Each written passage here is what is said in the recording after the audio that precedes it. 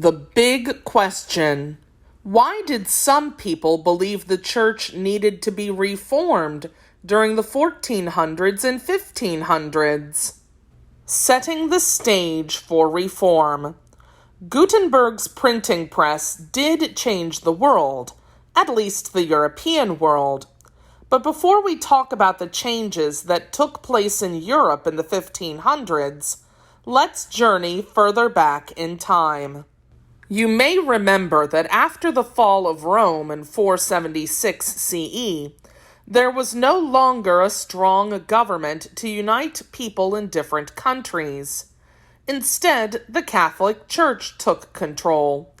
It soon became the largest and most powerful institution in Western Europe. The Church united people through a common belief in the Christian God and the Christian promise of heaven. The Church was very important to Europeans in the Middle Ages. It was the social glue that held communities together. It provided instruction on how to live in this world and how to get to the next world. The Church gave comfort and protection to those in need.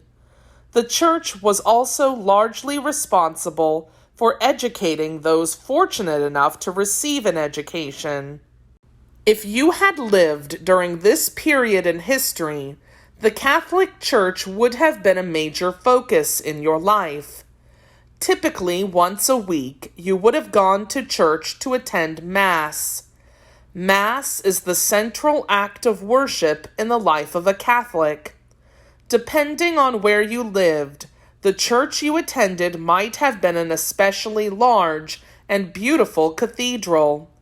Cathedrals were among the most impressive buildings in medieval Europe and would have been a constant reminder of the church's presence, power, and wealth. Most people, however, attended a much smaller local church. Notre Dame Cathedral, Paris, France. Latin and learning. Latin was the language of the church. The priest conducted Mass entirely in Latin. Songs sung in church, by choirs, not the congregation, had Latin words. The Bible, too, was written in Latin. The problem was only the church's clergy and the most educated people in society could speak, read, and understand Latin. For everyone else, Latin was a foreign language. Imagine going to church your entire life and never knowing exactly what was being said or sung. Since most people could not read or write, the local church was their main source of instruction with regard to church teachings. One of the most important teachings was that the church provided the only path to heaven. People who disobeyed or opposed church teachings risked punishment. If they persisted in doing something wrong, or in holding to beliefs that did not follow church doctrine, and refused to recant, they could be accused of heresy. A person charged with heresy could be excommunicated. This meant that a person's membership in the Christian community was cut off, and so, people believed, was their access to heaven. In some cases, heresy was punishable by death. Latin manuscript from the Middle Ages, 1470 CE Spain. Growing power and influence. Throughout the Middle Ages, the power of the church continued to grow.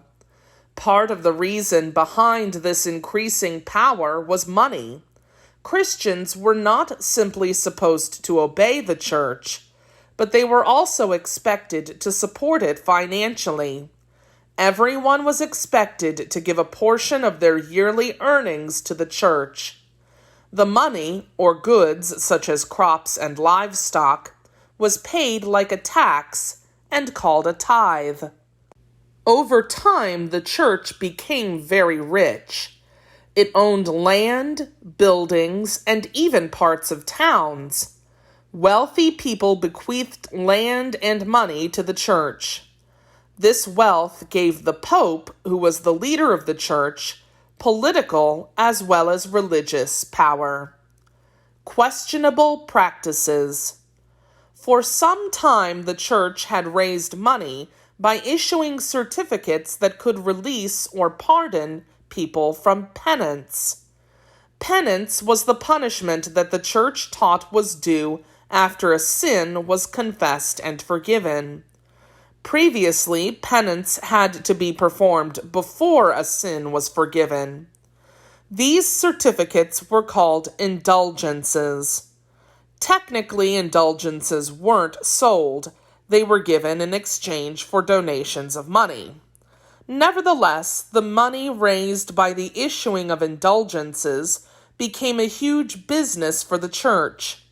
Many other corrupt practices also increased, such as the ability of wealthy people to buy their way into the clergy. In the late 1400s and early 1500s, religious reformers spoke out against corrupt practices in the church and demanded reform. An indulgence certificate from John, Abbot of Abingdon, to Henry Lanley and his wife Catherine, 1476 CE. The beginning. The word reform means to make changes to something in order to improve it. In European history, the Reformation, or the Protestant Reformation as it is also called, was a reform movement that challenged the Catholic Church. The movement challenged the Church's teachings and authority and demanded the reform of certain practices. The Reformation began as a religious debate, but quickly grew into something much larger. It laid the foundation for what would eventually become known as Protestantism, one of the three major branches of Christianity. The other branch of Christianity, the Orthodox Church, was formed hundreds of years earlier. Now the Reformation would bring about Protestantism. In addition, the Reformation led to great political and social change throughout much of Europe. One reformer in particular helped usher in the Reformation. His name was Martin Luther. Luther was a German monk and a devout Catholic. Yet the corruption he saw in the church, along with his personal ideas about salvation, turned him against it. Luther's dispute with the church succeeded, at least in part, because of the printing press. Martin Luther, painted by Lucas Cranach the Elder, 1532 CE. Shifts in power. As a result of the Reformation, Europe experienced unrest, persecution, and several wars. However, Europe emerged from this period in history as a very different place. In some countries, religious reform was accompanied by political reform. A number of European monarchs challenged age-old traditions of power in relation to the church. They seized and then redistributed power, shifting it from the church and its leader, the Pope, to the state. This shift in power made monarchs more powerful. Over time, new forms of government were created in which more people had a voice. In time, the Catholic Church listened to the critics and began to reform itself from within. It became a more unified institution, despite having lost some of its political influence. To a large extent, much of Northern Europe and England became a stronghold of Protestantism. However, most other Western European states remained Catholic. As a result, European society was divided along religious lines in a way it had never been before. These divisions would continue to shape European history for many years to come. Catholic and Protestant areas of Europe in the 1500s. Heliocentric model of the solar system showing the sun, not Earth, at the center. Against this backdrop, scientific advances were being made. Scientists such as Nicholas Copernicus and Galileo Galilei made discoveries that led them to reject the long-held belief that Earth lay at the center of the universe. Instead, they proposed a new view of the solar system with the sun and not Earth at its center. Of princes and Protestants. When many people hear the word Protestant, they think about Martin Luther and other religious reformers of the Reformation. However, the word actually originated as a result of several German princes protesting a ruling by the church that Luther be arrested and punished for his rebellious actions and ideas.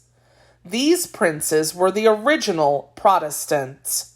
Over time, however, the term came to be associated with religious reformers, like Luther, who protested against certain teachings and practices of the Church during the Reformation. Renaissance and Rebirth. As you know, the Renaissance was a cultural movement in Europe characterized by renewed interest in ancient Greek and Roman civilization and learning. This revival of ancient ideas and ideals, the word Renaissance means rebirth, took hold during the latter part of the Middle Ages. The Renaissance sparked enormous creativity and experimentation in European art, literature, architecture, music, and science. The Renaissance got its start in the Italian city of Florence. In time, however, the focus shifted from Florence to Rome, where the church had its papal offices or headquarters. From about 1450 CE onward, one pope after another decided to support great Renaissance artists and architects, just like the wealthy residents of Florence did. The popes called artists to Rome and set them to work creating some of the most magnificent paintings, sculptures, and buildings of all time. The Cathedral of Florence, Italy. Michelangelo's Pietà, located in St. Peter's Basilica in Rome, 1499 CE. The popes justified these artistic undertakings by claiming that when people saw majestic buildings, gorgeous paintings, and beautiful sculptures, they would be in awe. They would ponder the glory of God. They would also appreciate the splendor and power of the church and be thankful to be a part of it. But its power and role in people's lives was about to be seriously threatened.